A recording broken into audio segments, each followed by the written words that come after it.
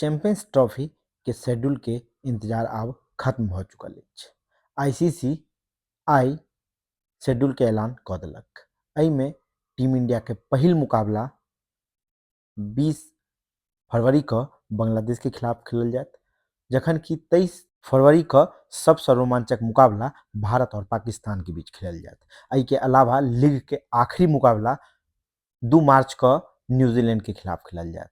एहि के बाद अगर टीम इंडिया क्वालिफाई करैया तो फिर सेमीफाइनल, फिर खिताबी मुकाबला 9 मार्च को खेलल जायत। एहिसँ पहिले अहाँके हम बता दी, गौतम गंभीर और उनकर टीम ला ई मुकाबला काफी अहम अछि। एहि मुकाबला में विराट कोहली के एक बेर फिर अहाँ शानदार बल्लेबाजी करैत देखो के मौका भेट सकैया। एहि के अलावा ऋषभ पंत सेहो तूफानी बल्लेबाजी करैत नजर आबि सकैत छथि। टी20 वर्ल्ड कप में उनकर शानदार प्रदर्शन देखो के भेटल रहा। एहि के अलावा अगर बात करी तो